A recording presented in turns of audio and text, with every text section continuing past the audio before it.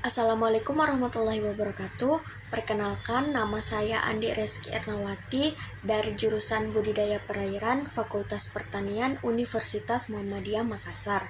Saya akan menjelaskan hasil review jurnal saya untuk mata kuliah Teknik Manajemen Pemberian Pakan. Baiklah, yang pertama dengan judul jurnal Pemberian Suplemen Pakan untuk Pembesaran Calon Induk Udang Faname atau dengan nama latin Lithopenaeus faname. Diterbitkan pada tahun 2019 oleh penulis Ahmad Ramadan, Siti Subaidah, Agus Wahyu Pramono, dan Nawawi. Latar belakang penulisan jurnal ini adalah memberitahukan bagaimana cara perekayasaan dengan melakukan suplementasi beberapa bahan suplemen komersial yang tersedia, sehingga diharapkan calon induk faname siap untuk pematangan gonat maupun pemijahan.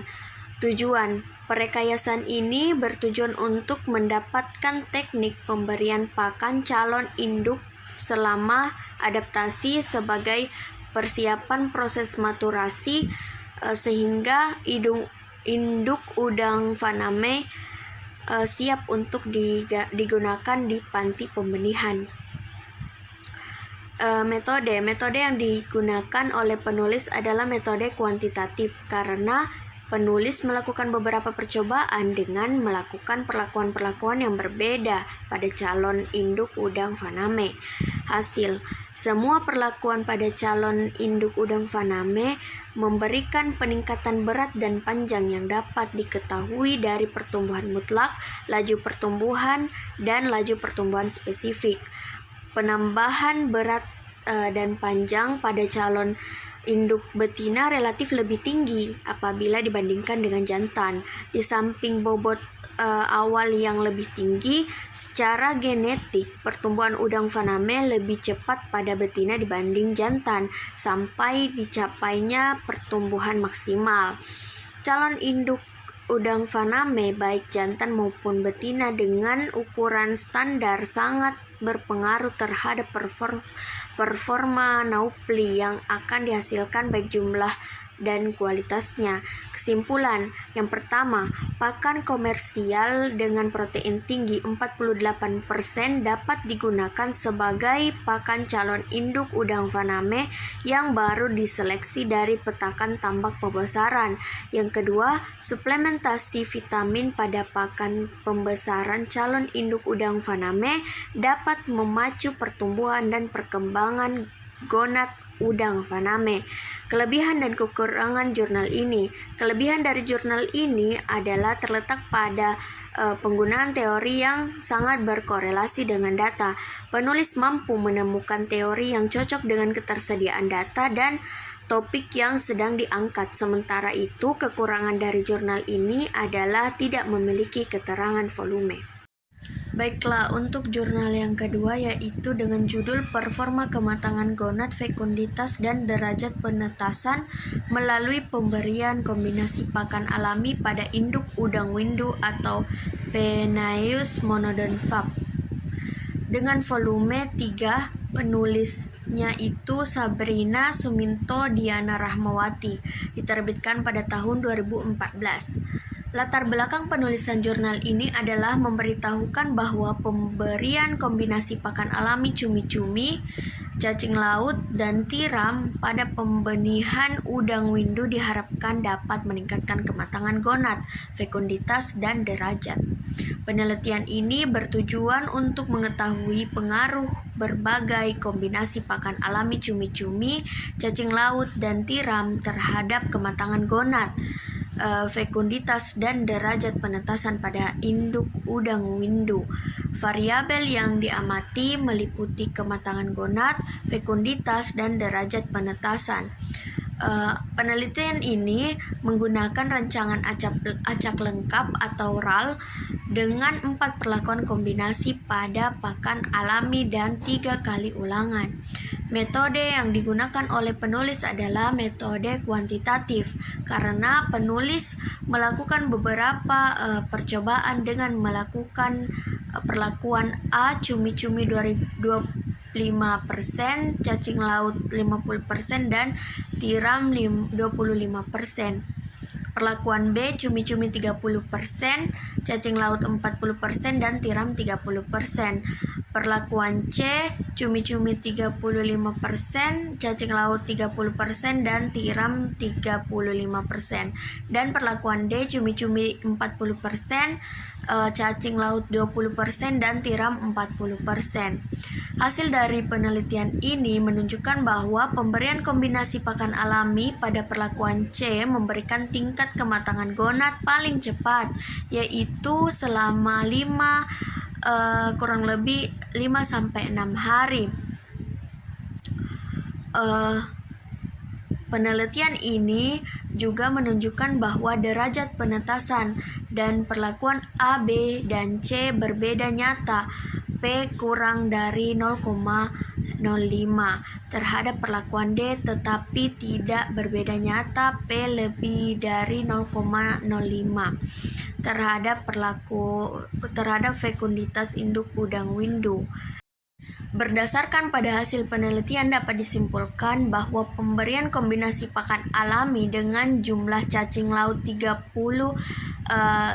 sampai 50% dapat meningkatkan persentase derajat penetasan pada induk udang windu.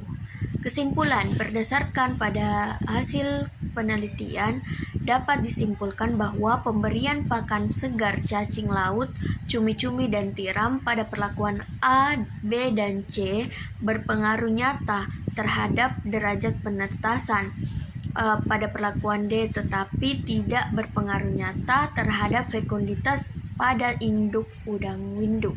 Kelebihan dari jurnal ini yaitu sangat lengkap sehingga memudahkan pembaca untuk memahami hasil penelitiannya. Sementara itu, kekurangan jurnal ini adalah gaya penulisan yang dipakai berbeda dengan jurnal kebanyakan sehingga pembaca awam seperti saya agak bingung untuk menentukan latar belakang pembuatan jurnal ini. Yang selanjutnya, jurnal ketiga yaitu pengaruh kombinasi dosis frekuensi pemberian pakan terhadap rasio konversi pakan juvenil udang faname di tambak. Volume ISBN 9786027175969 tahun 2019. Penulisnya yaitu Zainuddin, Siti Aslamyah, Hasni Y. Aziz, dan Hadijah. Latar belakang, produksi udang faname di Indonesia mengalami perkembangan yang pesat dalam satu dasawarsa terakhir. Salah satu masalah pokok dalam budidaya udang faname di tambak adalah tingginya penggunaan pakan buatan. Tujuan penelitian ini bertujuan untuk mengkaji kombinasi dosis dan frekuensi pemberian pakan terhadap rasio konversi pakan atau FCR pada budidaya udang faname di tambak. Metode yang digunakan oleh penulis adalah pendekatan kuantitatif. Penelitian menggunakan pakan formulasi dengan komposisi rendah protein, bahan baku pakan formulasi bersumber dari tepung ikan 20%, tepung kedelai 20%, tepung kepala udang 10%, tepung jagung 20%, tepung ubi jalar 20%, minyak ikan 4%, vitamin mix 3%, dan mineral mix 3%. Hasil analisis ragam menunjukkan bahwa baik faktor tunggal dosis dan frekuensi pemberian pakan maupun interaksi keduanya memberikan pengaruh nyata terhadap FCR udang faname.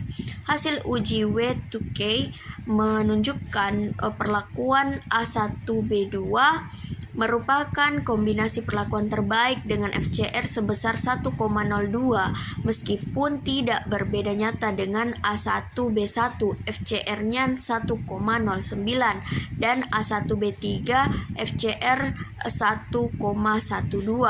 Namun berbeda nyata dengan semua kombinasi perlakuan lainnya. FCR tertinggi sebesar 4,55 diperoleh pada kombinasi perlakuan A3B2 yang secara nyata lebih tinggi dengan perlakuan lainnya, namun tidak berbeda dengan kombinasi perlakuan A3B1 FCR 4,44. Kesimpulan, berdasarkan hasil penelitian disimpulkan bahwa kombinasi perlakuan dosis pakan 3% dan frekuensi pemberian pakan 4 kali per hari merupakan perlakuan terbaik dibandingkan dengan perlakuan lainnya.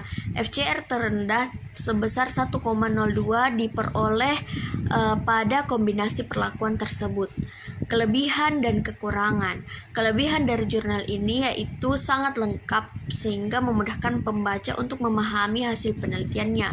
Sementara itu, saya tidak menemukan kekurangan pada jurnal ini karena selain mudah dipahami juga jurnal ini tidak terlalu panjang sehingga membuat saya tidak mudah bosan saat membacanya. Sekian dari hasil video saya, lebih dan kurangnya saya mohon maaf. Billahi fi sabilil haq, fastabiqul khairat. Assalamualaikum warahmatullahi wabarakatuh.